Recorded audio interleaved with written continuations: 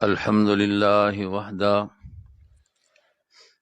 والصلاة والسلام على سيد الأنبياء والمرسلين وعلى آله وأصحابه أجمعين. أما بعد، فأعوذ بالله من الشيطان الرجيم. بسم الله الرحمن الرحيم. قال الله تبارك وتعالى: ونضع الموازين القسط ليوم القيامة.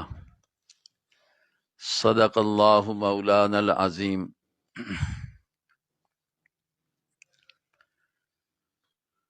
مدرسہ تحسین القرآن آج اس کی یہ سالانہ تقریب، جس میں وہ بچیاں جنہوں نے اللہ رب العزت کا دین قرآن و سنت کی صورت میں جو اللہ نے عطا کیا اور حدیث کی کتابیں پڑھ کر مکمل کر رہی ہیں، اور اعزاز میں مدارس والے جو چادر پوشی کا انتظام کرتے ہیں وہ ان کے لیے کیا جا رہا ہے. یہ انتہائی خوشی کا موقع ہوتا ہے کہ اللہ تبارک و تعالی کسی بچے کو، کسی کی بچی کو قرآن و سنت کا علم حاصل کرنے کا موقع نصیب فرمائے اور پھر مکمل کرنے کا موقع نصیب فرما دے. تو یہ خوشی کا موقع ہے. اس بنا پر الحمدللہ سالانہ پروگرام یہاں ہو رہا ہے. ایسے ہی جتنے دینی مدارس ہیں ان دنوں میں ان کے یہ سالانہ پروگرام ہوتے ہیں. بچے ہوتے ہیں تو ان کی دستار بندی، ان کے سروں پر حضرات علماء کرام پگڑی سجاتے ہیں، اور جہاں بچیوں کا مسئلہ ہوتا ہے تو وہاں عنوان ہوتا ہے چادر پوشی کا. یہ اس بات کو واضح کرتا ہے کہ بچیاں اس لائق ہیں کہ ان کی چادر پوشی کی جائے. نبی پاک علیہ الصلوۃ والسلام کی تعلیمات میں بھی یہی ہے کہ آپ علیہ الصلوۃ والسلام نے ایک دشمن کی بیٹی جو ہے اس کے سر پر بھی چادر اور دوپٹہ دیا تھا. تو یہ فرق ہے، اس لیے کہ اللہ نے جو عورت بنائی ہے اللہ کی مخلوق ہے، مرد بھی اللہ کی مخلوق، اللہ کے بنائے ہوئے ہیں. تو ہر ایک کے لیے اللہ نے قانون بھی رکھا ہے. عورت کے لیے جو پردے کا نظام ہے یہ اللہ تبارک و تعالی نے اس کو بہت اہمیت کے ساتھ عورتوں کے لیے اس کو لازم کیا ہے. بہت ساری چیزیں جو بڑی نیکی کی ہیں، مثلا آذان کا دینا، آذان پر نبی پاک علیہ الصلوۃ والسلام کی طرف سے اجر و ثواب کا بیان ہونا، یہ بڑی فضیلت والا عمل ہے، کیونکہ اس سے اللہ کی توحید کا پرچار، جناب نبی کریم علیہ الصلوۃ والسلام کی رسالت کا پرچار ہوتا ہے. لیکن حضرات علماء، مسلمان مرد و عورت یہ بات جانتے ہیں کہ عورت کے لیے آذان کا دینا ٹھیک نہیں ہے. جب کتنی فضیلت والی بات ہے. کیوں ٹھیک نہیں ہے؟ کہ اس کے آواز کے اندر بھی اللہ نے پردہ رکھا ہے. ایسے ہی بہت ساری چیزیں ہیں. آج ہماری بچیاں جو حدیث کی کتابیں پڑھ کے فارغ ہو رہی ہیں، الحمدللہ انہوں نے حدیث پاک پڑھی، اس کے ساتھ جو اس کے لیے معاون علوم ہیں وہ بھی الحمدللہ انہوں نے پڑھے. 6 سالہ کورس ہے. یہ جانتی ہیں، علماء کرام یہ بات جانتے ہیں کہ جو ہمیں پیارے پیغمبر جناب محمد الرسول اللہ صلی اللہ علیہ وسلم کی طرف سے جو دین ملا ہے، یہ پورا اس کا نقشہ اس میں ہے، تو اس میں یہ ساری چیزیں ہیں۔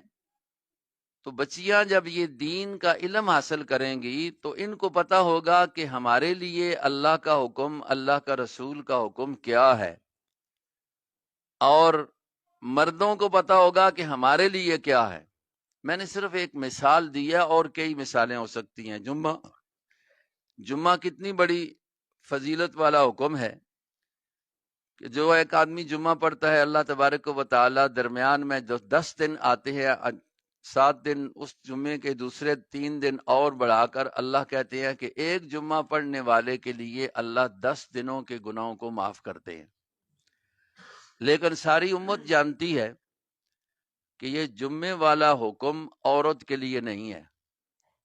خطاب تو ہے یا ایھا الذین آمنوا اذا نودی للصلاۃ، لیکن عورت کے لیے یہ حکم نہیں ہے۔ اس نے اپنے گھر میں نماز پڑھنی ہے، اور جمعے کے لیے چونکہ جماعت کا ہونا ضروری ہے تو وہ اپنے گھر میں ظہر کی نماز ادا کرے گی۔ یہ حدیثوں میں بچیوں نے پڑھا ہے، علماء نے پڑھا ہے، علماء جانتے ہیں نبی کی سنت اور نبی کی شریعت یہی کہتی ہے۔ یہ میں اس لیے بتلا رہا ہوں کہ دیکھیں اتنا اہم حکم وہ عورت سے ہٹا دیا گیا ہے اس کے پردے کا اہتمام کی وجہ سے۔ تو یہ جو چادر پوشی ہے نا، یہ بھی ہمیں یہی سبق دیتی ہے کہ بھائی یہ جو اللہ نے ایک مخلوق بنائی ہے، جس سے نظام جہان کو اللہ نے آباد کر رکھا ہے، اس میں عورت ہے مرد ہے، لیکن اس کے لیے کچھ قوانین ایسے بنا دی ہیں کہ جس میں اس کی بے پردگی نہ ہو۔ مسجد کے اندر جماعت کے ساتھ نماز پڑھنے کی فضیلت میں نبی پاک علیہ السلام فرماتے ہیں کہ 27 نمازوں کا ثواب ملتا ہے۔ لیکن ادھر حضور علیہ الصلوۃ والسلام نے کیا ارشاد فرمایا؟ فرمایا کہ عورت کو گھر میں ثواب پڑھنے کا زیادہ ثواب ملتا ہے۔ مسجد میں آنے کے مقابلے میں گھر کا ثواب اس کا زیادہ ہے۔ حتیٰ کہ حدیثوں میں تو یہ بھی آتا ہے کہ میری مسجد کے مقابلے میں، جہاں مسجد نبوی ہے، جہاں نمازیں صحیح حدیث کے مطابق ایک نماز پر اللہ 1000 نمازوں کا ثواب دیتے ہیں، لیکن عورت کے لیے وہاں بھی یہ کہا ہے کہ اس کی نماز گھر کی بہتر ہے۔ آج کل فتنوں کا دور ہے، ان مسائل کو سامنے رکھ کر جو حدیث میں پڑھی گئے ہیں اور سیکھے گئے ہیں، یہ چیزیں سامنے ہونی چاہیے کہ اللہ نے عورت کے پردے کے لیے کتنا انتظام کر دیا کہ اتنا بڑا اہم فضیلت والا عمل جو ہے اس کو اس سے ہٹا دیا، اور اس کے لیے فضیلت اس میں بنا دی جس میں اس کے لیے پردہ ہو۔ کیوں؟ بے پردگی میں بے حیائی ہے، اور بے حیائی لانے کے لیے اس دور میں ہمارے دوسری اقوام نے کوئی کسر نہیں چھوڑی کہ مسلمان کے اندر بھی بے حیائی آ جائے، اور اس کے لیے اس نے عورت کو بڑا استعمال کیا ہے۔ آپ حضرات اور ہم اگر تھوڑا سا غور کریں کہ دیکھیں، اگر ایک روپیہ کی چیز ہے، اس پر بھی عورت کا فوٹو ننگا کیا ہوا، بے پرد کیا ہوا بٹھایا ہوا ہے۔ ایک روپے کی چیز ہے، اور پھر اس کو مطلب لاکھوں کے بورڈ بنا کر عورت کو اوپر سجا کر بے پرد کر کے بٹھا کر اس کا فوٹو لگایا ہوا ہے۔ تو یہ کیا کیا جا رہا ہے؟ یہ عورت کو بے پردگی سکھائی جا رہی ہے، کیونکہ اس میں بے پردگی آئے گی، حیا ختم ہوگا۔ جس حیا کی صفت کو جناب نبی پاک علیہ الصلوۃ والسلام نے ارشاد فرمایا کہ یہ ایمان کے اہم شعبوں میں سے ایک شعبہ ہے، تو الحمدللہ ان لوگوں نے اس بے حیائی کے عام کرنے کے لیے اپنے منصوبے بنائے۔ اللہ رب العزت نے اس کے تحفظ کے لیے مسلمانوں کو مدارس دینیہ بچیوں کے عطا فرمائے۔ یہ مدارس عورت کے حیا کا سبب ہیں، اور اللہ نے ان کو قائم فرمایا ہے۔ چند سال پہلے اگر دیکھا جائے تو بڑے بڑے مدرسے لڑکوں کے بچوں کے موجود تھے، بڑے اچھی تعلیمی مدارس جہاں تمام دینی امور دینی علوم جو ہیں ان کا پڑھنا پڑھانا سیکھنا سکھانے کا مطلب ایک ماحول تھا، لیکن اس طرح بچیوں کے لیے یہ نظام موجود نہیں تھا۔ اب اللہ رب العزت نے شہروں تو شہر ہیں، گاؤں گاؤں میں بھی یہ کر دیا، اس لیے کہ اس نے دین کی حفاظت اللہ نے آپ کرنی ہے۔ اور یہ اللہ نے اتنا عام کر دیا ہے، جس طرح بندے کے لیے ہوا پانی کی ضرورت ہے، اس کے بغیر اس کی زندگی نہیں، تو پانی اور ہوا کو اللہ نے مفت اور عام کیا ہوا ہے، سستا کیا ہوا ہے۔ اسی طرح اللہ نے اس علم دین کے معاملے کو بھی سستا کر رکھا ہے، مدارس قائم ہیں، اس کے مقابلے میں دوسرے علوم ہیں، دوسرے فنون ہیں، ان کو آپ دیکھ لیں، اگرچہ ان پر انسانی زندگی کا مدار نہیں ہے، خاص کر آخرت کی زندگی دا، وہ تو صرف دنیا تک ہوں گے، پھر بھی یقین کوئی نہیں، لیکن دین کا علم اور اس پر عمل جو ہے، ساری آخرت کی زندگی کا مدار اللہ نے اسی پر رکھا ہے، اس کے پر عمل ہوگا تو آخرت بن جائے گی۔ تو اللہ نے جب اس پر مدار رکھا ہے نا، تو پانی کی طرح ہوا کی طرح اللہ نے اس کو عام بھی کیا ہے، آسان بھی کیا ہے۔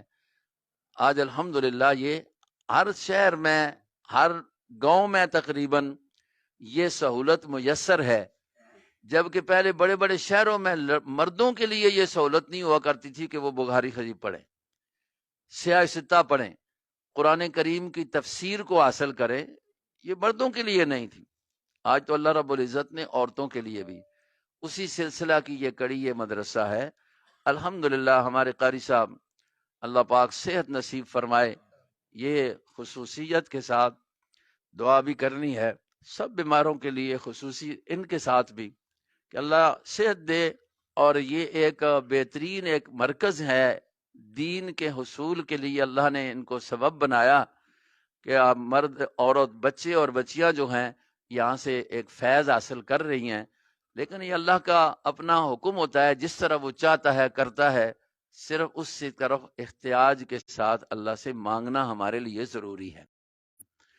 تو یہ اللہ کا کرم ہوا کہ آج یہ بچیاں مکمل کر رہی ہیں۔ تو میں نے جو باتیں تمہیدی طور پر کی ہیں وہ اس لیے کی ہیں کہ یہاں یہی سکھایا جاتا ہے بچیوں کو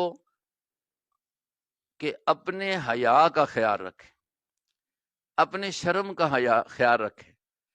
جب اس طرح آپ مدرسے سے جائیں گی نا، آپ کے حیا اور شرم کا اور پردے کا دیکھ کر آپ کے خاندان میں بھی حیا پیدا ہوگا۔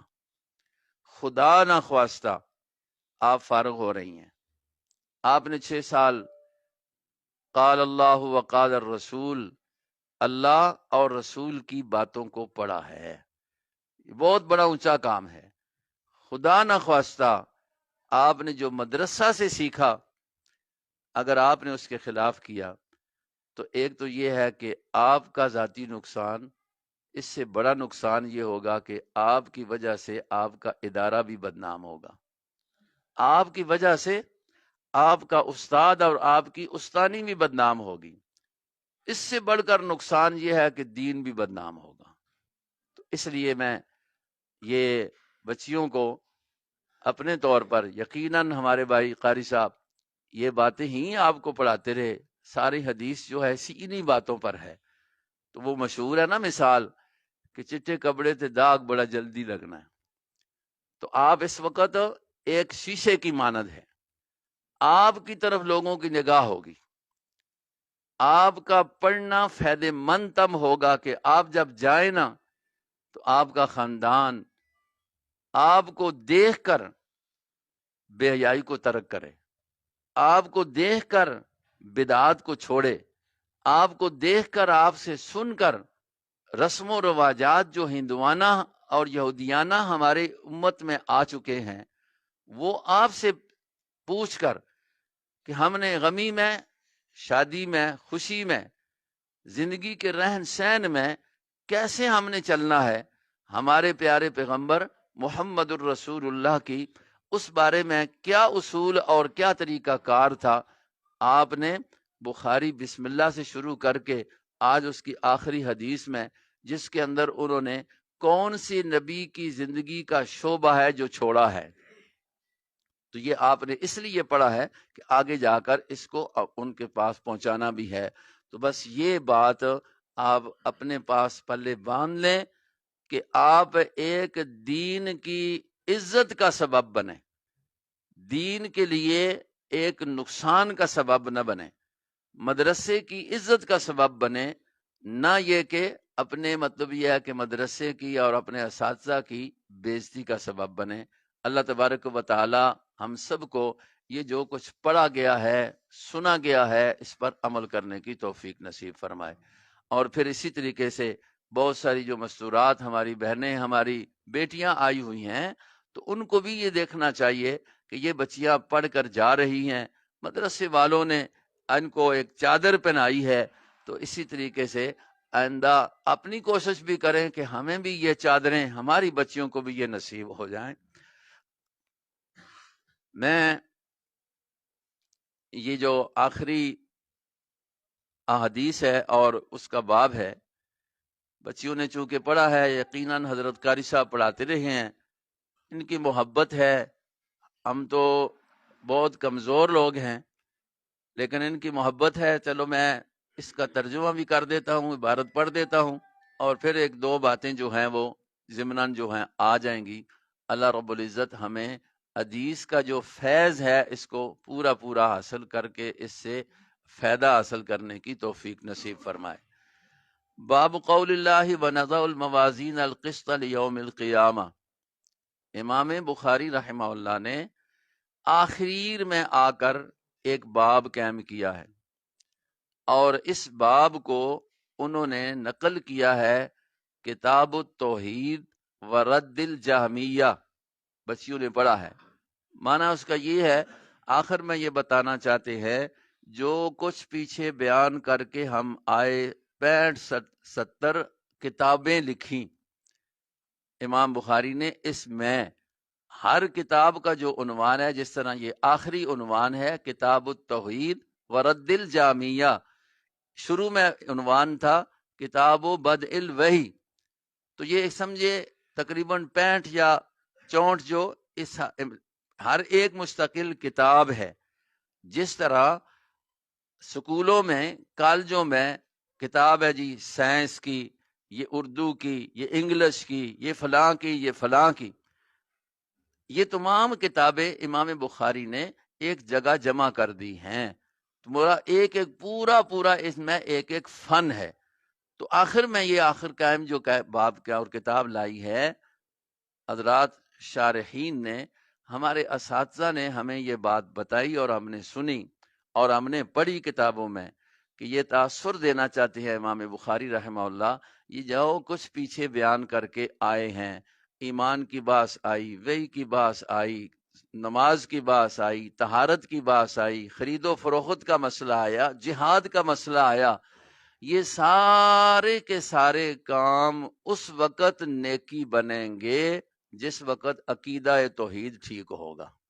یہ آخر میں آ کر یہ سبق دیا ہے، یہ جو کچھ بیان ہو چکا ہے 65-64 کتابوں کے اندر، ایک ایک بات پر انہوں نے احادیث نبویہ کو لایا، اور اس کے لیے تاثر یہ دینا چاہتے ہیں کہ یہ اس وقت ہوگا جس وقت عقیدہ توحید ٹھیک ہوگا، اس لیے کہ عقیدے میں اگر خرابی آ جائے تو کوئی نیکی قابل قبول نہیں رہتی۔ خود اللہ کے قرآن نے یہ بات کہی ہے نا، اور خطاب بھی نبی پاک علیہ السلام کو ایک مقام پر خصوصیت کے ساتھ کیا، اور دوسری جگہ پر بہت سارے انبیاء کا ذکر کر کے ان کے لیے خطاب کیا کہ وَلَوْ أَشْرَكُوا لَحَبِطَ عَنْهُمْ مَا كَانُوا يَعْمَلُونَ لَإِنْ أَشْرَكْتَ لَيَحْبَطَنَّ عَمَلُكَ۔ تو یہ بچیوں نے قرآن کی تفسیر میں یہ بات پڑھی ہے، تو اسی کی طرف اشارہ ہے کہ اگر بالفرض محال، انبیاء سے یہ ہو نہیں سکتا، اگر بالفرض محال آپ بھی اے پیارے پیغمبر محمد الرسول اللہ صلی اللہ علیہ وسلم شرک کا فعل یا قول اختیار کر لیں گے تو ساری نیکیاں ضائع ہو جائیں گی۔ تو حضرت بخاری رحمہ اللہ نے بھی یہ بات کہی، اس کی ضمن میں انہوں نے رد الجہمیہ یہ بات بتا دی کہ کچھ باطل فرق جو توحید کی تفسیر اپنی مرضی سے کرتے ہیں، فرمایا کہ ان کی رد بھی ضروری ہے۔ کیوں؟ ہم نے قرآن کو، ہم نے حدیث کو لینا ہے۔ قرآن و حدیث کے مقابلے میں کسی بات کے لیے کوئی اپنی بات کو لاتا ہے ثابت کرنے کے لیے، تو وہ فرق باطل میں چلا جاتا ہے، اس کی قابل قبول بات نہیں ہوگی۔ تو بخاری نے گویا کہ یہ ایک ہے کہ عقیدہ توحید اپنا پکا کے رکھو قرآن و حدیث سے، اور جو باطل طبقات ہیں اس کے مقابلے میں ان کی ساتھ ساتھ تردید بھی کرو اور نشاندہی بھی کرو۔ جب باطل کی، غلط چیز کی نشاندہی نہ ہو تو اس سے بچاؤ مشکل ہو جاتا ہے۔ تو جہاں غلط چیز کی نشاندہی کے لیے بھی سبق دے رہے ہیں کہ اس کی نشاندہی کرنی ہے، تو بچیوں نے چونکہ اس کو پڑھا ہے تو یہ بات بھی ذہن میں رکھے، اچھائی کرنی ہے، بتانی ہے، اور نشاندہی باطل کی بھی کرنی ہے۔ یہ ہمارے لیے ان کا سبق ہے۔ آخر میں آ کر نماز پڑھنی ہے، پڑھانی ہے، بتانی ہے، اور اس کے خلاف جو نماز نہیں پڑھتا اس کے نقصان بھی بتلانے ہیں۔ توحید والا عقیدہ اختیار کرنا ہے، دوسروں کو بتانا ہے، اور شرک کی تردید کے لیے شرک کی نشاندہی کرنی ہے کہ یہ شرک ہے، اس سے بچنا ہوگا۔ تو یہ بھی آپ نے اپنے کورس میں سبق پڑھ لیا اور بخاری نے اس کی تشریح کی۔ تو یہ ایک باب قائم کیا ہے۔ آخر میں ایک بات بس اس پر کر لیتے ہیں، اور وہ کیا ہے؟ کہتے ہیں باب قول اللہ وَنَضَعُ الْمَوَازِينَ الْقِسْطَ لِيَوْمِ الْقِيَامَةِ۔ پڑھتے پڑھتے پڑھتے پڑھتے ایمان کی بات بتا دی، وحی کی بات بتا دی، طہارت کی بات بتا دی۔ اب بتاتے ہیں خیال کرنا، یہ جو کچھ کہا ہے، بتایا ہے، یہ کل پوچھا جائے گا کہ اس پر عمل ہوا ہے کہ نہیں ہوا۔ گویا کہ امام بخاری آخرت میں، آخر کتاب میں آ کر آخرت کا ہی سبق دینا چاہتے ہیں کہ بھائی جو کچھ کر کے آئے ہو نا، یہ تولا جائے گا، اور تولے گا بھی کون؟ اللہ کی ذات۔ اشارہ یہ کر دیا قرآن کی آیت لا کر۔ ہمارے استاد محترم کہا کرتے تھے کہ چونکہ اس میں اقوال ہیں کہ تولے گا کون، تو بخاری نے حدیث قرآن کی آیت وہ لائی ہے کہ جس سے یہ ہے کہ اللہ خود تولیں گے۔ وَنَضَعُ الْمَوَازِينَ الْقِسْطَ لِيَوْمِ الْقِيَامَةِ۔ اور پھر اس کو سمجھانے کے لیے کہتے تھے کسی توجیہ کی ضرورت نہیں پڑتی کہ تولے گے کیسے، کہتے تھے آراز ہیں، فلاں ہیں، بڑی باتیں ہوا کرتی تھی۔ تو استاد کہا کرتے تھے کہ نَضَعُ الْمَوَازِينَ، جب اللہ کہتا ہے میں تولوں گا تو اس کے لیے کون سی بات مشکل ہے؟ عرض کوئی چیز ہے جو نظر نہیں آتی تو ہمیں نظر نہیں آتی نا، اللہ کو تو ہر چیز نظر آتی ہے۔ تو بخاری اس کی طرف اشارہ کر رہے ہیں کہ بھائی زندگی گزار رہے ہو، خیال رکھنا کل تمہارے عملوں کا حساب و کتاب ہوگا اور اس کے لیے ترازو لگے گا، اعمال تلیں گے۔ تو یہ ثابت کیا ہے۔ جو لوگ نہیں مانتے تھے ان کے لیے رد بھی ہو گئی۔ ایک طبقہ ایسا گزرا ہے کہ جو ترازو لگنے کا قائل نہیں تھا، تو قرآن نے بھی اس کو ذکر کیا اور حدیث بھی لا کر اس کو امام بخاری ثابت کرتے ہیں۔ ہمارے لیے سبق یہ ہے، بچیوں کے لیے سبق یہ ہے، آخر میں ایک بات کے لیے کہ بھائی ہمیں آخرت کا نظریہ قائم رکھنا چاہیے کہ کل ہم نے اپنی باتوں کا بھی حساب دینا ہے اور اپنے فعلوں کا بھی حساب دینا ہے۔ یہ ایک بات اس سے یہ بیان کر رہے ہیں۔ تو وہ پہلے قرآن سے استدلال کیا، یہ بتلایا کہ مسلمان کی سب سے بڑی دلیل جو ہے وہ قرآن کریم ہے۔ بچیوں نے یہ بات پڑھی ہے بخاری میں جا بجا، جہاں امام بخاری کوئی مسئلہ بتلاتے ہیں جس کو ترجمۃ الباب کہتے ہیں، ایک عنوان جس کو کہتے ہیں قائم کرتے ہیں، تو اس میں ایک مسئلہ بتلاتے ہیں، آگے اس سے کئی مسئلے استنباط ہوتے ہیں، لیکن ایک تو وہ یہ ہے کہ ترازو لگے گا۔ اس کا ثبوت کس سے ہے؟ قرآن سے ہے۔ تو جہاں قرآن کی آیت ملتی ہے تو وہ پہلے استدلال قرآن سے کرتے ہیں اور اس کے بعد پھر اس پر حدیث لاتے ہیں۔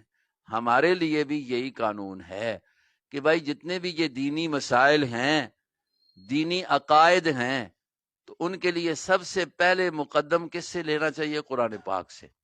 اور اگر اس میں کوئی وضاحت تفصیل نظر نہیں آ رہی، جس تک ہماری نظر نہیں پہنچتی، ورنہ قرآن میں ہر چیز موجود ہے، ہماری نظر کی کوتاہی ہے کہ اس تک نہ پہنچی ہو تو پھر ہم حدیث کی طرف چلے جائیں گے۔ اس سے نبی پاک علیہ السلام میں حدیث صحابہ اکرام رضوان اللہ علیہ اجمعین، جس کو اجماع امت کہتے ہیں، یا کسی ایک صحابی یا اس کے بعد مطلب یہ ہے کہ تابعی تبع تابعین ان کی طرف جائیں گے، یہ ایک طریقہ خود آپ بچیوں نے حدیثوں میں پڑھ لیا ہے۔ تو یہاں امام بخاری اس اصول کو مد نظر رکھتے ہوئے اس بات کو ثابت کرنے کے لیے کہ کل قیامت کے دن ترازو لگے گا، تمہارے اعمال تلیں گے، جو کرتے ہو سوچ کر کرو، اس کے لیے قرآن کی آیت سے استدلال، اور بھی آیات ہیں یہ انہوں نے لائی ہے۔ آگے کہتے ہیں امام بخاری کی اپنی بات ہے، وَأَنَّ أَعْمَالَ بَنِي آدَمَ وَقَوْلَهُمْ تُوزَنُ، اور پکی بات ہے، امام بخاری قرآن سے استدلال کر کے کہتے ہیں کہ اعمال بنی آدم کا کام، وَقَوْلَهُمْ، اور ان کی بات کیا ہوگی، توزن۔ تو اب پتہ چلتا ہے کہ انسان کو بولنے میں بھی احتیاط ہونی چاہیے، کل یہ بول تولے جائیں گے۔ انسان کو عمل کرنے میں بھی احتیاط ہونی چاہیے، کل یہ تولے جائیں گے۔ اور پھر قرآن نے کیا کہا، فمن ثقلت موازینہ فہو فی عیشۃ راضیہ، جس کے نیکی کے اعمال زیادہ ہو گئے یعنی وزن میں بڑھ گئے، تو اس کے لیے اللہ نے جنت کی بہترین زندگی رکھی ہے، بہترین جگہ رکھی ہے، بہترین روزی رکھی ہے۔ خدا نہ خواستہ واما من خفت موازینہ فامہ ہاویہ، اور اگر موازین کم ہیں، ان کا وزن کم ہے یا ہے ہی نہیں، مقابلے میں گناہ زیادہ ہیں، تو فرمایا کہ اس کے لیے تو پھر امو ہاویہ، کافر کا عمل ہوتا ہی نہیں، کیونکہ اس کی نیکی بنتی نہیں ہے۔ جو وہ اچھے کام دنیا میں کرتے ہیں اللہ ان کو دنیا میں بدلہ ضرور دے دیتا ہے، لیکن آخرت میں اس کو کوئی وزن نہیں ہوگا۔ مشرک کا کوئی عمل اس کا وزن آخرت میں نہیں ہوگا۔ عمل کے وزن ہونے کے لیے ایمان، عقیدہ توحید کا ہونا شرط ہے۔ تو یہ کہہ دیا کہ اعمال بنی آدم کے اور ان کے اقوال بھی تلیں گے، زبان کے اوپر کنٹرول کرنا بھی ضروری ہے۔ اب کوئی گالی گلوچ نکالتا ہے تو وہ کیا وہاں ادھر برائی کی طرف رکھے جائیں گے؟ زبان پر تمہارے کلمات ہونے چاہیے جو آگے حدیث بیان کر رہے ہیں، اچھے کلمات، کہ یہ نہ ہونا کہ وہ غلط الفاظ ہوں تو تلنے میں خرابی پیدا ہو جائے۔ زبان پر اللہ کی یاد ہونی چاہیے، سچائی ہونی چاہیے، اور لان تان نہیں ہونا چاہیے۔ یہ بچیوں کا مسئلہ ہے، آپ نے یہ پورا ایک نظام لیا ہے، وہ حدیث بھی آپ کے ذہن میں ہوگی کہ نبی علیہ الصلوۃ والسلام نے فرمایا اللہ نے میرے اوپر جنت جہنم کا نقشہ پیش کیا جس وقت، تو میں نے جہنم میں زیادہ عورتوں کو دیکھا ہے، جہنم میں زیادہ عورتوں کو دیکھا ہے۔ جب یہ بات کہی تو آگے سے سوال ہو گیا، یا رسول اللہ کیوں، کس وجہ سے؟ فرمایا ایک بات اس میں یہ ہے کہ ایک تو تم اپنے خامنوں کی ناشکری زیادہ کرتی ہو، نمبر دو اس وجہ سے کہ تمہاری زبان پر گال گلوچ اور لان تان زیادہ ہوتی ہے، اس بنا پر عورتیں جہنم میں زیادہ جائیں گی۔ تو مطلب یہ ہے کہ یہ جو زبان ہے نا، اس پر اگر اچھا قول نہیں ہوگا، چونکہ عمومی طور پر عورتوں کی عادت ہوتی ہے، یہ ایک مزاج بنا ہوتا ہے کہ چھوٹی چھوٹی بات پر مطلب اپنے بچوں کو، اپنے پڑوسیوں کو یا گالیاں دینا، یا اسی طریقے سے ان کے اوپر لان تان کرنا۔ چھوٹی سی بات ہو گئی تھی اپنی زبان ہے مر جو لیتے پٹڑے پہ اوڑنی تھے، یہ کرو تو یہ الفاظ بھی جو ہے نا اس درجے تک پہنچائیں گے کہ حضور کہتے ہیں کہ ان کی وجہ سے عورتیں زیادہ جہنم میں جائیں گی۔ تو آپ بچیوں نے چونکہ یہ حدیثیں پڑھی ہوئی ہیں، انہی کو امام بخاری کہہ رہا ہے کہ یہ دیکھنا قولہم اعمالہم و اقوالہم، تمہارے اقوال بھی اور اعمال بھی تلیں گے، ان کا خیال رکھنا ہے کہ وہ کس ترازو میں جاتے ہیں، وزن بنتا ہے کہ نہیں بنتا۔ اب یہ بات تو ہو گیا مسئلہ جو وہ بتانا چاہتے ہیں۔ ہمیں آخرت کی فکر دلانا چاہتے ہیں امام بخاری رحمہ اللہ، اور دلیل بنائی قرآن پاک سے۔ درمیان میں ایک علمی بات ہے، وہ جو صرف بچیوں کے لیے ہے، کہ جہاں پر چونکہ قرآن پاک میں یہ لفظ آیا ہے القسط، جو آپ کے سامنے آیت ہے، اللفظ قسط آیا ہے، تو امام بخاری اپنی عادت کے مطابق جہاں مسائل بتلاتے ہیں، حدیث کی صحت بتلاتے ہیں، تو وہاں پر کبھی کبھار جو ہوتا ہے ضرورت ہو تو مشکل لفظ کے معنی بھی بتلا دیتے ہیں، چونکہ عربی زبان وسیع زبان ہے تو وہ اس کی بھی ضرورت سمجھتے ہیں، تو وہ جو مختلف لفظوں میں استعمال ہوئے ہوتے ہیں معنی کے لیے ان کو بھی لے آتے ہیں۔ تو یہاں لفظ قسط آیا تو اس کے لیے امام مجاہد کا قول پیش کرتے ہیں۔ قال مجاہد القسطاس العدل بالرومیہ، لفظ قسطاس یہ رومی زبان کا لفظ نقل ہو کر علماء کی رائے کے مطابق عربی میں استعمال ہونے لگا تو قرآن میں بھی آ گیا، تو اب اس کا معنی کیا ہے؟ عدل، انصاف، تو معنی ہوگا اقیموا بالقسط، اقیم الوزن بالقسط، تو انصاف والے ترازو قائم کرو۔ تو یہاں بھی ہے کہ ہم نضع الموازین القسط، ہم اللہ فرماتے ہیں کل قیامت کے دن انصاف کے ترازو رکھیں گے، لیوم القیامہ، اے فی یوم القیامہ، قیامت کے دن میں۔ تو یہ ایک استاذ کا معنی بتلایا۔ آگے کہتے ہیں صرفی تحقیق لغوی کرتے ہوئے القسط مصدر المقسط، یہ بھی ایک بچی جان سکتی ہیں یا علماء جانتے ہیں کہ یہ مصدر ہے لیکن مصدر المصدر ہے، اور اس کا معنی اگر مقسط یہ چلا جائے مزید میں تو اس کا معنی بنتا ہے عادل، عدل کرنے والا، اور اگر یہی استعمال ہو مجرد بابوں میں القاصد تو اس کا معنی بنتا ہے الجائر، ظالم۔ تو لفظ دیکھیں عین دال لام عدل۔ اب یہی اگر باب تھوڑے سے بنتے ہیں، یہ چونکہ عربی گرامر جاننا اس لیے ضروری ہے تاکہ لفظ ایک ہے لیکن جب اس کے اندر بابوں کا فرق آتا ہے مجرد اور مزید کا تو معنی میں بھی فرق آ جاتا ہے۔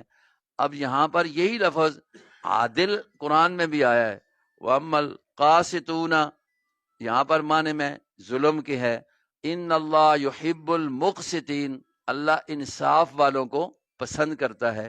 تو یہ بتا رہے ہیں باب کے بدلنے سے معنی بھی بدل جاتا ہے۔ اس کے جاننے کے لیے عربی گرامر کا جاننا، عربی علوم کا جاننا، قرآن و حدیث کی تفسیر کے لیے جو ہیں ان کا ضروری ہے۔ آج یہی خرابی ہو رہی ہے کہ جن لوگوں کو یہ اصول کا پتہ نہیں ہے، بس اردو کی کتابیں سامنے رکھی ہوتی ہیں اور اس سے دیکھ دیکھ کر ایسے ایسے معنی اور ایسے مطالب بیان کرتے ہیں کہ جن کا تعلق دین سے نہیں ہوتا، اس لیے کہ ان کے پاس وہ فنون نہیں ہے تفسیر کرنے کے لیے، قرآن کی حدیث کی تشریح کے لیے، سمجھنے کے لیے کم از کم اس کے لیے بھی کوئی بنیادی چیزیں ضروری ہیں۔ تو یہ مدرسوں میں جو پڑھایا جاتا ہے 8 سال کا کورس ہے، 6 سال کا بچوں کے لیے، یہ اس لیے ہے تاکہ اس کے اصول ان کو پتہ چل جائیں، تب قرآن کی تفسیر بھی سمجھ آئے گی۔ آج جو وہ طبقہ جس کا قرآن سے تعلق نہیں، علوم قرآنیہ سے تعلق نہیں ہے، اور بیٹھ اور وہ وضاحتیں کر رہے ہیں، یہ نیٹ جو چل گیا نا، اس سے اتنی مصیبت ہو چکی ہے کہ بہت ساری قرآن و حدیث کا لوگ نام لے کر گمراہیاں پھیلا رہے ہیں۔ تو الحمدللہ بچیوں نے جب پڑھا ہے تو بخاری کے اس انداز کو دیکھ لیں، وہ بھی اعتبار کرتے ہیں۔ قال مجاہد، اب امام بخاری بہت بڑا عالم ہے، 6 لاکھ حدیثیں سند کے ساتھ اس کو یاد تھی، 6 لاکھ حدیثیں، اس میں سے انتخاب کر کے یہ علماء نے لکھا ہے کہ یہ کتاب لکھی ہے، اور اس میں 7,500 یا اس سے کم و بیش کچھ احادیث جمع کی ہیں، لیکن 6 لاکھ سے، اب وہ 6 لاکھ حدیثیں یاد کرنے والا، قرآن کو یاد رکھنے والا، قرآن کی خدمت کرنے والا، وہ بھی جب کوئی معنی بتاتا ہے نا تو دیکھو اعتبار کس پر کرتا ہے؟ امام مجاہد پر۔ امام مجاہد جو ہیں یہ شاگرد ہے حضرت عبداللہ ابن عباس رضی اللہ عنہ کے، اور حضرت عبداللہ ابن عباس وہ شخص ہے کہ جس کو اللہ کے نبی نے دعا دی تھی، اللہ اس کو قرآن کا علم عطا فرما۔ اب ظاہر بات ہے اس دعا کا تو اثر ہے، تو بخاری اتنا بڑا عالم ہو کر بھی کس پر اعتماد کرتا ہے، کس کی بات پیش کرتا ہے؟ مجاہد کی۔ اب ہم تو یہ کہنے لگ گئے ہیں نا، نہیں جی جو میں نے سمجھا ہے، وہ کالج کا پڑھا ہوا پروفیسر ہے، وہ کہتا ہے قرآن میں نے جو سمجھا ہے۔ یار خدا کے بندو، بخاری جیسا شخص بھی یہ دعویٰ نہیں کرتا کہ میں یہ کہتا ہوں، وہ بھی یہ کہتا ہے کہ مجاہد یہ کہتا ہے، مجاہد نے یہ معنی کیا ہے۔ تو یہ ہمارے لیے درس ہے۔ پچھلی ساری کتاب میں بچیوں نے یہ دیکھا ہے، ہر جگہ پر بخاری کسی نہ کسی کی بات کو لے کر دلیل بناتا ہے۔ جب قرآن و حدیث صراحتاً نہیں ملتی تو فتویٰ دے دیتا ہے، ابراہیم نخعی کو لے آتا ہے، یہ بتانے کے لیے کہ ان بڑوں پر تمہیں اعتماد ہونا چاہیے، چونکہ وہ دین کے علم کے ماہر ہیں۔ جب دنیا کی کسی بات میں بھی ماہر کی ضرورت ہوتی ہے، لوگ اس کی طرف رجوع کرتے ہیں، غیر ماہر کے نہیں، ماہرین کی طرف۔ تو یہی تو اصل ضرورت ہے اس بات کی، تبھی تو یہ دین کی جو ایک بنیادیں ہیں مضبوط کھڑی ہیں کہ پہلوں پر ہمارا اعتماد ہو۔ جن لوگوں نے پہلوں پر اعتماد اٹھایا، کرتے کرتے وہ آخر صحابہ تک پہنچ گئے۔ ائمہ سے اعتماد اٹھایا، پھر صحابہ پر جا اعتماد اٹھا۔ اسی طریقے سے اب اعتماد نہیں کریں گے پہلوں پر، تو بخاری پر اعتماد نہیں کریں ہم کہیں جی اس کی کیوں مانیں ہم، تو پھر یہ حدیثیں ہم کہاں سے لیں گے؟ اب انہوں نے اپنے استاد سے، انہوں نے اپنے استاد سے، کرتے کرتے صحابہ سے، تو پتہ چلتا ہے کہ ان پوری لڑیوں پر اعتماد کا ہونا ضروری ہے، تب حدیث ہمارے پاس آئے گی تو ہم اس پر اعتماد کر سکیں گے۔ تو یہ بات کر کے کہتے ہیں وَأَمَّا الْقَاصِدُ وَبِهِ قَالَ حَدَّثَنَا احمد بن اشکاب۔ اب یہ سند حدیث ہے، بچیوں نے پڑھی ہے، پڑھنے کا طریقہ بھی استادوں نے بتایا ہوگا، لازمی بات ہے، یہ سند ضروری ہے۔ اب دیکھیں امام بخاری آسان سی بات بتلا سکتا تھا کہ یہ 2 کلمے حضور نے فرمائے ہیں، بڑی فضیلت والے ہیں، لیکن سبق یہ دے رہا ہے کہ کوئی بات بھی نبی کی طرف منسوب کرو تو اس کے لیے سند کی ضرورت ہے، بے سندی بات نہیں کرنی، اور سند بھی مضبوط ہونی چاہیے، جس کا اہتمام امام بخاری نے کیا ہے۔ تو یہ بتلا رہے ہیں کہ یہ جو میں آگے حضور کے کلمات بتاتا ہوں مجھے کس سے پہنچے ہیں، کہتے ہیں میرے سامنے بیان ہوا ہے، میرے استاد نے کیا، احمد بن اشکاب نے۔ بچیوں نے یہ بات اپنے استادوں سے، قاری صاحب سے سنی ہوگی اور باقاعدہ لکھائی ہوگی کہ ہمارا یہ سلسلہ جو ہے نا حدیث کا، میں اور قاری صاحب نے ایک ہی استادوں سے پڑھا ہے۔ حدیث کی کتابیں جو ہیں، ہمارے استاد ہیں حضرت مولانا صابر رحمہ اللہ، شیخ الحدیث مولانا عبدالسلام رحمہ اللہ، اور شیخ الحدیث مولانا امتیاز خان صاحب دامت برکاتہم العالیہ۔ حضرت قاری صاحب کی بھی وہی ہیں، حدیث کی کتابیں ہم نے ان سے پڑھی ہیں۔ اب انہوں نے ہمیں بتایا کہ ہم نے پڑھی ہیں، حدیث پڑھی ہے اپنے استاد مولانا ادریس کاندھری رحمہ اللہ سے، مولانا رسول خان صاحب سے۔ وہ آگے کہتے ہیں کہ ہم نے انور شاہ کشمیری سے، شیخ الہند رحمہ اللہ سے۔ وہ کہتے ہیں کہ ہم نے حضرت شیخ مطلب ہے کہ رشید احمد گنگوئی حضرت نانوتوی رحمہ اللہ سے۔ وہ کہتے ہیں کہ ہم نے اوپر شاہ عبد الغنی سے، شاہ اسحاق سے، شاہ عبد العزیز سے، کرتے کرتے شاہ ولی اللہ سے، اوپر کرتے کرتے جناب نبی پاک صلی اللہ علیہ وسلم۔ تو یہ ایک پوری کڑی ہے۔ ہمارے قاری سید الرحمان صاحب رحمہ اللہ اس کو تعبیر کیا کرتے تھے اپنی سند کو، یہ جو سند ہے نا، وہ کہا کرتے تھے یہ سلسلۃ الذہب ہے، یہ سونے کی موتی ہے، سونے کا ہار ہے، سونے کی لڑی ہے۔ مطلب یہ تھا کہ یہ بڑے علماء ہیں جن سے یہ ہم نے علم سیکھا ہے، تو اب ان پر اعتماد بھی ہے، تو تبھی تو ان سے ہم نے حدیث لی ہے۔ تو یہ امام بخاری بھی اپنے استاد بتلاتے ہیں کہ احمد ابن اشکاب یا اشکاب انہوں نے بیان کیا، اور انہوں نے سنا ہے محمد بن فضیل سے، انہوں نے اپنے استاد عمارہ بن قعقاع سے، انہوں نے اپنی زرہ سے، اور انہوں نے آگے حضرت ابو ہریرہ سے۔ ابو ہریرہ صحابی رسول ہیں، اور یہ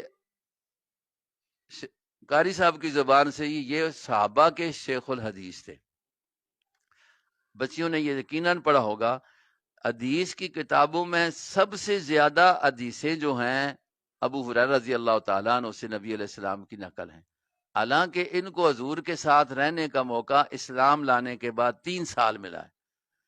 میں طلباء کو یہ کہا کرتا ہوں کہ اس لیے رہے تو تھوڑے ہیں لیکن اصل طالب علم بن کے رہے ہیں، تو اس لیے سب سے زیادہ حدیثیں ان کو یاد ہیں، اصل طالب علم۔ تو اصل طالب علم یہ تھا نا کہ بھوکے ہیں تو تب بھی مدرسے میں ہیں، کچھ مل گیا تو تب بھی مدرسے میں ہیں، حضور اٹھتے ہیں بیٹھتے ہیں تو یہ ان کے ساتھ ہیں، ہر بات حضور بیان کرتے ہیں تو سن رہے ہیں۔ اس پر کسی نے اعتراض کیا نا آپ بہت زیادہ حدیثیں بیان کرتے ہیں، کہا پھر کیا کروں، کہ مجاہد جو مہاجرین ساتھی ہیں صحابہ ہیں وہ تجارت وغیرہ کرتے ہیں، جو انصار مدینہ کے ہیں وہ زراعت کرتے ہیں، تو میں ہی تو ایک ہے ہوں نہ زراعت کرتا ہوں نہ میں تجارت کرتا ہوں، تو پھر میں مدرسے میں ہوں تو پھر میں نے ہی زیادہ بات سننی ہے نا. تو اس لیے نا یہ ان کو اللہ نے بڑا مقام دیا. اور صحیح معنی میں طالب علم رہ کر یقین کریں کہ جب ان کے بندہ حالات پڑھتا ہے نا تو پھر سمجھ آتی ہے کہ دین آتا ہے ضرور پر تھوڑی سی مشکلات سے آتا ہے. مدرسوں میں بچے بچیوں پر آج تو الحمدللہ بڑی سہولیات ہیں، بڑی سہولیات ہے. یہ تو پہلے زمانہ کی، اور ہمارا زمانہ جو قریب کا ہے اس میں بھی ہم نے ایسی سہولیات اپنے پڑھتے دور میں نہیں دیکھی ہیں. مشکلات تھی، لیکن یہ ہے کہ اس میں چونکہ ایک اخلاص ہوتا ہے تو وہ ساری مشکلات جو ہوتی ہے مقصود سامنے ہوتا ہے تو وہ آسان نظر آتی ہیں. تو حضرت ابو ہریرہ صحابی رسول ہیں، اللہ نے ان کو بڑا مقام دیا. وہ یہ کہتے ہیں کہ نبی علیہ السلام نے ارشاد فرمایا کلمتان حبیبتان الی الرحمن، دو کلامیں ایسی ہیں، دو کلامیں ایسی ہیں جو محبوب ہیں طرف رحمان کے، یعنی اللہ کو بڑی پسند ہے. خفیفتان علی اللسان، اور زبان پر پڑھنے کے لحاظ سے بڑی آسان ہیں، لیکن ثقیلتان فی المیزان، جب ترازو میں لگے تلیں گی تو وہ بڑی وزنی ہے. اب یہ بات کہ دیکھیں ترازو لگے گا اور یہ کلمے تلیں گے، ان کا وزن بنے گا. پہلی بات قرآن سے بتائی اور اس پر حدیث بیان کر دی. اور بھی حدیثیں تھیں لیکن یہ آخر میں اس کو ذکر کر کے بتا دیا کہ میزان لگے گا، ترازو لگے گا، وہ اللہ کا ترازو ہے. ان چیزوں کو تولنے کے لیے اس نے اپنا نظام رکھا ہے، اس پر کوئی بندے کو شبہ نہیں ہونا چاہیے. یہ جو انسانی شکوک و شبہات پیدا کرنے والی چیزیں ہیں نا، بس ان کو صرف اس پر دیکھ لینا چاہیے کہ یہ بات اللہ نے فرمائی، رسول نے فرمائی، ہمارے عقل میں آئے یا نہ آئے. ہمارا عقل تو کامل ہے نہیں، یہ ناقص ہے. اللہ کی بات، رسول کی بات وہ کامل ہے، مکمل ہے، بس اس پر اعتماد ہے. جی اللہ کا ترازو ہوگا. استاد یہاں پر ہمارے لطیفے کے طور پر بتایا کرتے تھے کہ ایک بندہ چلا گیا نا سعودی عرب، پہلے کی بات ہے، تو یہ باتیں سنی ہوئی تھی کہ ترازو لگے گا، تو لوگ اس وقت اشکال کرتے تھے کہ کیسا ترازو ہوگا کہ یہ ہم زبان سے بات نکالتے ہیں، اس کا وجود ہی کوئی نہیں ہے، یہ کیسے تلے گی؟ انسان نماز پڑھتا ہے تو کیسے تلے گی نماز، کیسے تلے گی؟ تو یہ اعتراض تھے. تو وہاں ایک بڑی ساری کرین کھڑی ہوئی دیکھی نا تو کہنے لگا ہوں پتہ لگا کہ اللہ دا یہ ترازو ہے یار، اس پہ تو یہ سارے عقلیات تھی. تو اللہ نے کہہ دیا، نبی نے بھی کہہ دیا کہ ترازو لگے گا، یہ کلمے وہاں وزن بنائیں گے. ہمیں سبق دیا امام بخاری نے نبی پاک علیہ السلام کی حدیث لا کر کہ بھائی بات کرو تو خیال سے کرو، تلے گی. اچھے کلمات کہو گے تو وہاں پر وزن بنے گا. اپنا ترازو کو بھاری کرنے کے لیے ان کلمات کو پڑھ لو، کتنا مختصر سا عمل ہے. فرمایا وہ کون سے کلمے ہیں جو پڑھنے میں آسان ہیں، جو اللہ کو بڑے پیارے ہیں اور وزن میں بڑے بھاری ہیں. کون سے ہیں؟ اب جس وقت انسان کو جستجو پیدا ہوگی نا، حضور نے جملے بھی ایسے استعمال کیے ہیں نا، پہلے جستجو پیدا کی ہے، بڑے دو کلمے، جی کون؟ اللہ کو پیارے ہیں. بندے کی جستجو ہوگی نا پتہ چل جائے، جی بڑے وہ آسان ہیں، جی مشکل بھی نہیں ہے. اور جستجو ہوگی یار آسان بھی ہیں پیارے بھی ہیں تو جلدی بتایا جائے. فرمایا کہ اگلی بات بھی سنو، ان کا وزن بھی بہت زیادہ ہے. تو جستجو بڑھ گئی، پوری توجہ ہو گئی. فرمایا سبحان اللہ و بحمدہ سبحان اللہ العظیم. ساری بچیاں بھی اور سننے والی اور بھی ہماری مائیں بہنیں بیٹیاں اور حضرات جو بیٹھے ہیں یہ بھی ان کلمات کو پڑھ لے. سبحان اللہ و بحمدہ سبحان اللہ العظیم، سبحان اللہ و بحمدہ سبحان اللہ العظیم. یہ ایک تو بات یہ ہے کہ بخاری نے اپنا سارا سلسلہ وہ جو بسم اللہ سے شروع کیا تھا، ہزاروں حدیثیں بیان کر کے پتہ نہیں اس میں کتنی مجلسیں ہوئی ہوں گی، کتنی محفلیں ہوئی ہوں گی، کتنی جگہ بیٹھے ہوں گے. یہ تو بچیوں نے پڑھا ہے کہ لکھنے کا اہتمام بھی ان کا، انہوں نے روضہ رسول کا انتخاب کیا اور حتیم کا انتخاب کیا. یہ بڑی بات اور ہے ان کے حالات میں، وقت نہیں ہے ان کے لیے۔ بہرحال یہ ہے کہ آخر میں یہ درس دے رہے ہیں کہ ہماری محفل جو برخاست ہو تو اس پر یہ کلمات پڑھ لینے چاہیے، تاکہ محفل کے اندر کوئی کمی کوتاہی جو ہوئی ہے تو یہ اس کا کفارہ بن جائے۔ تو یہ اپنی محفل کو اس پر ختم کر رہے ہیں، اور ساتھ ساتھ ان کلمات کو لا کر اپنے عقیدے کا بھی اظہار کر رہے ہیں، کیونکہ اس حدیث کے ان جملوں میں حضور نے سبحان اللہ کے کلمے 2 مرتبہ کہے ہیں، جس میں تنزیہ الرحمن عن الشرکاء یہ سبق دینا ہے۔ یہ بڑا اہم مسئلہ ہے کہ اللہ کی توحید کو مانو، لیکن کس طرح مانو؟ شرکاء کی نفی کر کے مانو۔ اللہ وحدہ لا شریک ہے، ایک یہ بات ہے، ایک یہ ہے کہ اس کا ساتھ شریک کوئی نہیں ہے۔ ساتھ یہ بھی کہو، کلمے کا معنی کیا ہے؟ لا الہ، پہلے کہو نا لا الہ نہیں ہے، پھر کہو اللہ۔ تو یہاں سبحانہ کا یہی معنی ہے، تنزیہ الرحمن انش، رحمان کی تنزیہ بیان کرنا، اس کی تاکید لائی ہے۔ اور ایک ہے تحمید، رب کی تعریف تو سارے ہی کرتے ہیں لیکن تنزیہ کی ضرورت ہے۔ حمد جو ہوتا ہے نا وہ تعریف کر لیتے ہیں سارے، لیکن یہ ہے کہ یہ کہنا ذرا مشکل ہو جاتا ہے کہ بھائی وہ وحدہ لا شریک ہے، اس کا کوئی شریک نہیں ہے۔ تو یہ سبق بھی ہمیں آخر میں ان کلمات کے ذریعے ملتا ہے کہ بس عقیدہ درست ہونا چاہیے۔ عقیدے میں، قول میں، فعل میں شرک ہوا تو اس کا وزن نہیں بنے گا۔ اگر عقیدہ توحید والا ہوا، بات توحید والی ہوئی، فعل توحید والا ہوا، اس کا وزن بن جائے گا۔ اور اس کا زبانی اقرار یہی ہے، سبحان اللہ و بحمدہ سبحان اللہ العظیم۔ ہمارے استاد محترم مولانا عبدالسلام صاحب رحمہ اللہ کہا کرتے تھے، بندے اوراد اور بھی کرتے ہیں، ہونے چاہیے، حضور نے اور بھی بتلائے ہیں، اپنے وردوں میں کم از کم صبح شام زیادہ نہ کر سکے تو 3 مرتبہ یہ پڑھ لیا کرے، سبحان اللہ و بحمدہ سبحان اللہ العظیم۔ میں آخر میں حضرت قاری صاحب کو اور ان کے ساتھ معاونین، اساتذہ ہیں، معلمات ہیں، ان کو اور پڑھنے والی بچیوں کو اس پر مبارکباد پیش کرتا ہوں کہ اللہ رب العزت یہ نعمت آپ کو عطا فرمائی ہے، تو نعمت میں اضافہ تب ہوتا ہے، برکت تب ہوتی ہے کہ اس کا شکر ادا کیا جائے۔ اب شکر اس کا کیا ہے؟ قرآن و حدیث کو صرف پڑھ لینا ہی کافی نہیں، اور یہ مقصد نہیں ہے۔ مقصد پڑھنے پڑھانے کا اس پر عمل کرنا ہے۔ اگر آپ نے یہ پڑھ لیا ہے، اس پر عمل کیا، تو یہ وہ علم ہے کہ اس میں نور آئے گا، اور وہ علم جس پر عمل نہ ہو اس میں نورانیت نہیں ہوتی، اس میں روحانیت نہیں ہوتی۔ تو آپ نے جو کچھ حدیث میں پڑھا ہے، اس میں حضور پاک صلی اللہ علیہ وسلم کی زندگی، اس میں پھر آپ نے حضرت عائشہ صدیقہ رضی اللہ تعالی عنہا کا کردار، آپ نے حضرت حفصہ کا کردار، ازواج مطہرات، باقی صحابیات کا کردار پڑھا، تو آپ بھی اپنے کردار کے لیے، اپنی زندگی کے آگے ایام کے لیے، اپنے لیے رہنما اصول کے طور پر بنا لے کہ ہم نے نبی کی زندگی کو دیکھنا ہے، ہم نے امی عائشہ کی زندگی کو دیکھنا ہے، ان کا پڑوسیوں سے، ان کا اپنے ساتھ رہنے سہنے والیوں کے لیے کیا معاملہ رہا، حضور کے ساتھ ان کا کیا معاملہ رہا۔ آپ بھی اگر اس کو بنائیں گی تو جس طرح اللہ نے ان کو اچھی زندگی دی ہے نا، اس طرح اللہ تمہیں بھی اچھی زندگی دے گا۔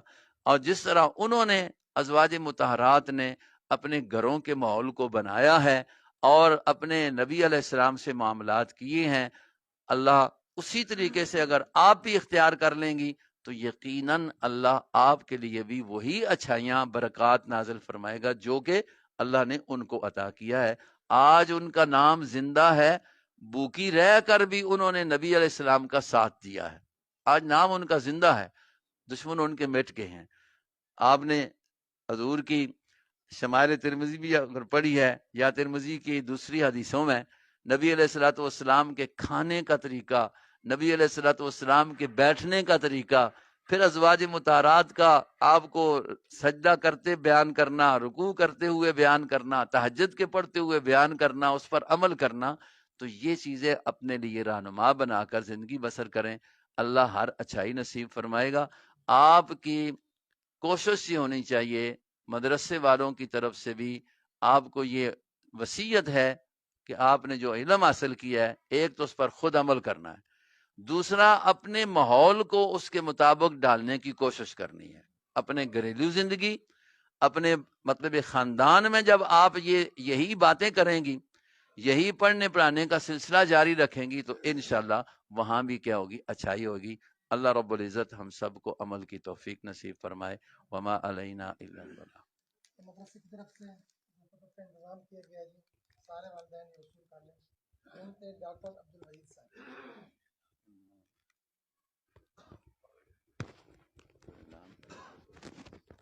جی، بنت ڈاکٹر عبدالوحید صاحب، بنت قاری عبدالرشید صاحب،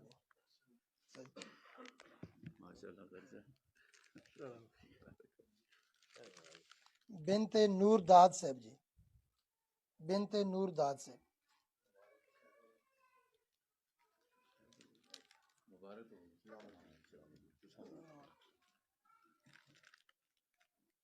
بنت احمد خان جی، بنت احمد خان صاحب،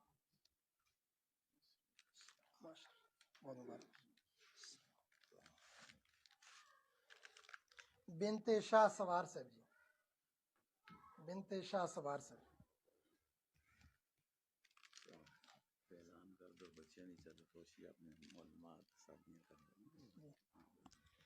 اس کے بعد بچیوں کی پردہ پوشی بھی کی جائے گی. یہ وہ 5 خوش نصیب بچیاں ہیں جو اس سال اپنی تعلیم سے انہوں نے تکمیل حاصل کی ہے.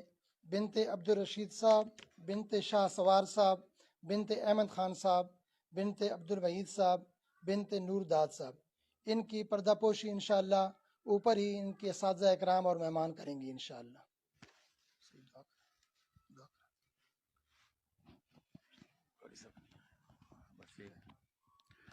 الحمد للہ رب العالمین والعاقبۃ للمتقین والصلاۃ والسلام علی رسول خیر خلقہ محمد وعلی آلہ واصحابہ اجمعین. اے اللہ، جو بچیاں فارغ ہو رہی ہیں، یا اللہ ان کو اس علم پر عمل کرنے کی توفیق نصیب فرما. اے اللہ آگے اس کو اوروں تک پہنچانے کی توفیق نصیب فرما. یا اللہ مدرسے کو اللہ باقی مدارس کی طرح یا اللہ اس کو بھی ترقی نصیب فرما. پڑھنے پڑھانے والوں کو اللہ دنیا و آخرت کی ہر اچھائی نصیب فرما. اے اللہ جو بیمار ہیں ان کو شفاء کاملہ عاجلہ نصیب فرما.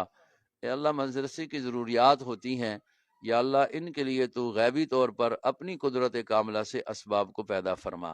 اے اللہ تیرے ہی محتاج ہیں، یا اللہ اپنے در کا محتاج بنا. یا اللہ غیروں کی طرف محتاجی ہمیں نصیب نہ کر. اے اللہ تو اپنے طور پر ہمارے حال پر رحم فرما. اے اللہ دین کی حفاظت فرما، دینداروں کی حفاظت فرما. اے اللہ علماء جہاں جہاں دین کا جس انداز میں کام کر رہے ہیں، یا اللہ ان کی حفاظت فرما اور ان کو کامیابیاں نصیب فرما. ربنا تقبل منا انک انت السمیع العلیم وتب علینا انک انت التواب الرحیم. وصلی اللہ تعالی علی رسول خیر خلقہ محمد وعلی آلہ واصحابہ اجمعین.